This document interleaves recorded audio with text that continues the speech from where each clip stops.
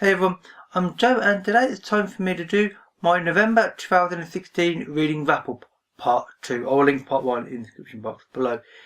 This is everything I read from the 16th of November until the 30th of November, and it's been a really light 2 weeks. I've only read 3 books, which for me is remarkably light considering earlier in the year I was reading about 7 or 8 books, almost weekly in fact.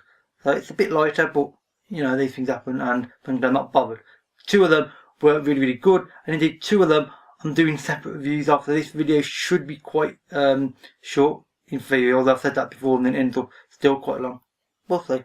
So the first book that I'm not doing a separate review of is Rebecca by Daphne du Maurier, which is a really surprising book if you've been watching my channel for a while, because I read lots of science fiction with very small amounts of fantasy.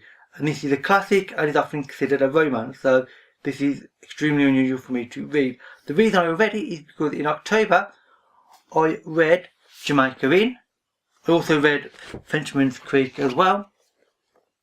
So I thought I would read this. I mean, I actually didn't plan to, but Rachel said that she thought I might find it interesting. So I thought, well, I might as well, because it is my mum's copy as well, by the way. So I don't own very many books like this at all, unsurprisingly.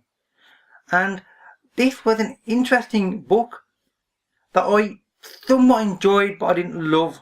And frankly, I'm not going to be rereading it in the future probably. I mean, I'm glad I read it because of what it is. I mean, it's Rebecca, it's been mentioned in other sort of cultural references, and it's a well-known book and things. So I'm glad I read it for that reason, but it didn't do a lot for me, frankly.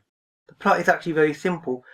The main character is a woman whose name you don't actually know, although I believe her name is Caroline, because the name Caroline is mentioned in the book and there's no other reference to any other person. So I think her name is Caroline, but I could be mistaken. It could be referencing somebody else. I don't know. And she's been paid as a companion to an older, grumpy, bad-tempered woman who's basically paying her so she can insult her and make herself feel superior all the time. It's not a nice situation for the main character to be in, and she obviously doesn't like it, but it's good wages and, you know, it's something for her to do and be employed at that time, so, you know, it's just what happens. And she's in Monte Carlo and she meets a man called Mr. De Winter, who is a widower. He gets to know the main character, and they get really to know each other remarkably well, or at least I think they do, really quickly. And frankly, the plot ends up in his big country estate in England called Mandalay. Indeed, obviously that's the first line of the book. You know, last night I dreamt I went to Mandalay again. That is extremely well known line. Even I've known that particular line from the book myself. And events go from there. I'm not going to say what, because frankly there might be spoilers and you can read for yourself anyway. The writing was just as good as both Jamaica Inn and Frenchman's Creek, but the plot and the way it's written, and especially the atmosphere, is nowhere near as good as Jamaica Inn. I mean, I like Jamaica Inn, the atmosphere was fantastic. In this, it was okay, but nothing special, and also the characters felt very flat. I mean, there was no life to them, to me. You know, there's no sort of emotional attachment to them. But it was better than Frenchman's Creek, which Frenchman's Creek was not a popular book by me. It felt dead flat and there was no interest and barely any plot. So this was in between Frenchman's Creek and Jamaica Inn. So I'm glad I read it. I'm just not planning to reread it on a regular basis or anything. So, you know. So the second book that I read was The Peripheral by William Gibson. I'm really glad I finally got around to reading this. This is the final book by William Gibson that I have left to read. So I've now read every single book of fiction, anyway, that he's wrote. There's actually only one other book that Gibson has wrote, and that is a essay collection, I believe, which I might try and see if I can get it from the library or something in the future, but I'm not in a hurry. So I'm quite happy that I've read this one though. This is yet again a near future sort of cyberpunk novel, sort of halfway between cyberpunk and sort of like a techno thriller. So it's basically between neuromancer and his Blue Ant trilogy, which I both greatly enjoyed. Well, I've enjoyed everything I've read by Gibson. It's a world where the main character, Flynn Fisher, she is a gamer for richer players. She dons like a headset, essentially, and goes into these game worlds and plays scenarios out. I can't describe it that well because frankly it's highly peculiar. I mean, it is William Gibson. His plot lines and his writing style is frankly unusual and very unique. But it's an interesting plot.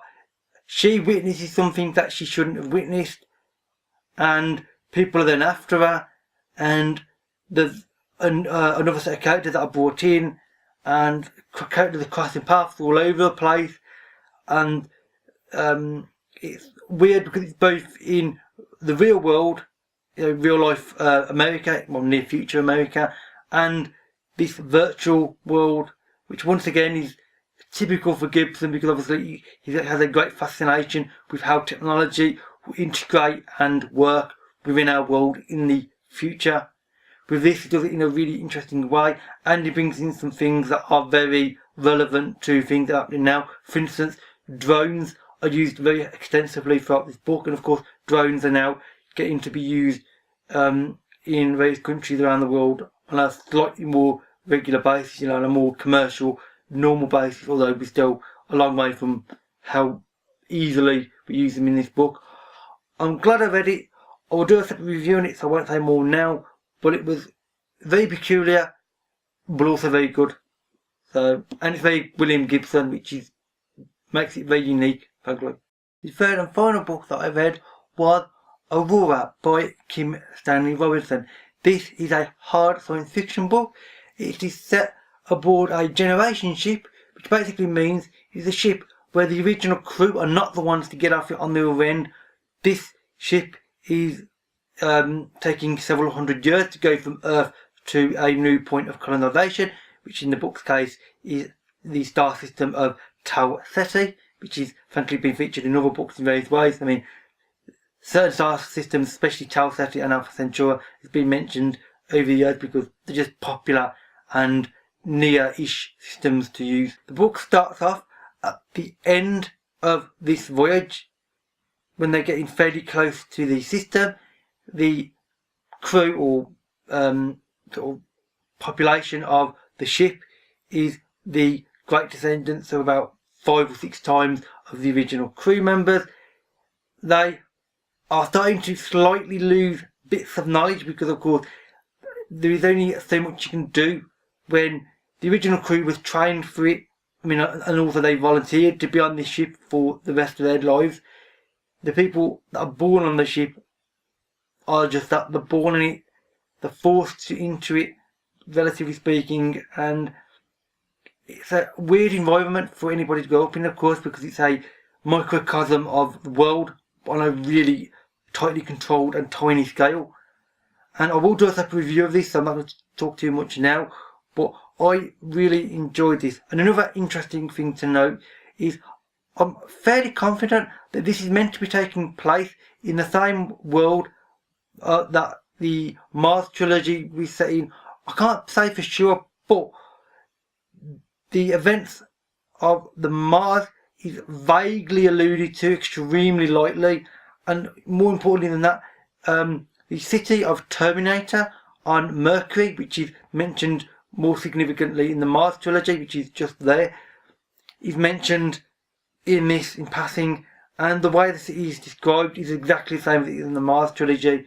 So I'm almost certain that this is the same universe as the Mars trilogy, and indeed 2312, which I didn't expect, but it's just a nice little link. Although this is set after the events of both those books, hundreds of years after actually, so it's only got the vaguest of links, frankly, which is fine, because if it's too much linked it would be, I don't know, it wouldn't work as well, frankly. So with that said, that's it for all the books I've read. 3 books read in total, 2 of them I greatly enjoyed, 1 of them was good but not brilliant, but again I'm glad I read it. Both Aurora and the Peripheral will have separate reviews in the next few weeks, I suspect, although Especially the Peripheral will not be an easy one to review because it's William Gibson and it's highly peculiar. But I will manage it though because I've done before. So if you've read any of these three or you would like to, then please leave a comment and we can have a conversation. All my social media links can be found in the description box below, as they always are. And that is it for this video. So thank you for watching and I'll see you another day. Bye for now.